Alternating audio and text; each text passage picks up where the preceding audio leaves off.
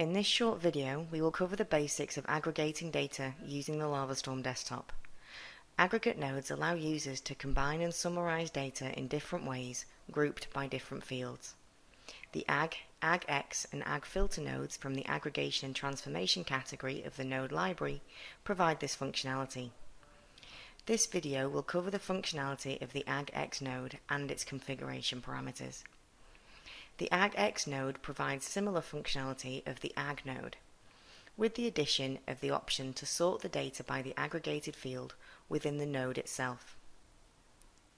All the aggregate nodes are found in the Aggregation and Transformation category of the node library. Double-click on a node from the library to add it to the graph canvas. I will join the node to others already on the graph.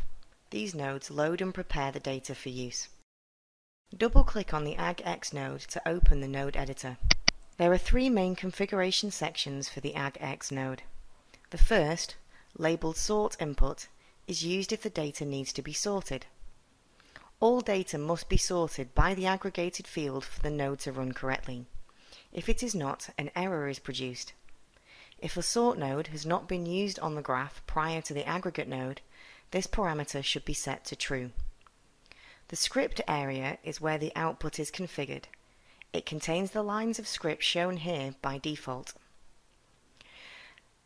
This would output each unique data item from the field specified in the group by area below. Additional scripting and functions can be added to customize the output, which we will look at shortly. The group section is for the field or fields to aggregate the data by. Multiple fields should be separated by commas. These are the specific aggregate functions available in BrainScript.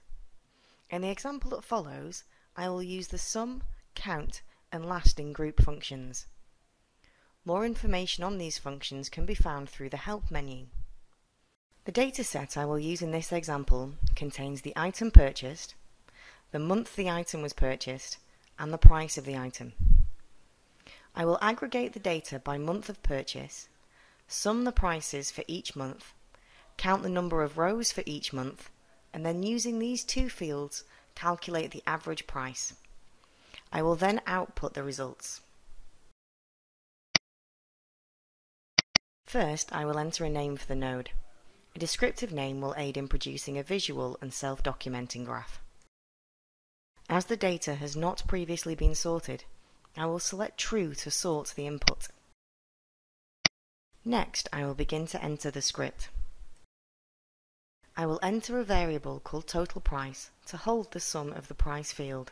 You can type the aggregate functions in, or if you right-click in the script area, you can choose them from a list. Aggregate functions are found in the Language Elements category. I will choose the sum function. After the function, I will enter a set of brackets and the name of the field to be totaled.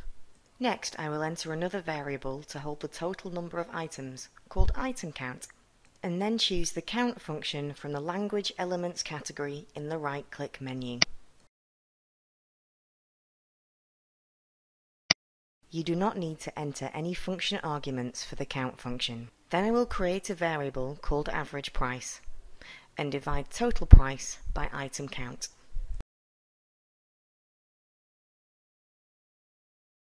The final part of the script to change is the emit statement, where I will list the fields I wish to be output from the node.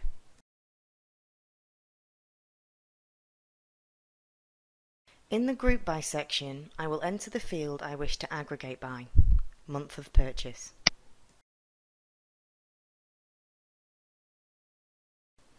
Now the node is configured, I will click OK. I will run the node and view the aggregated data in the BRD viewer.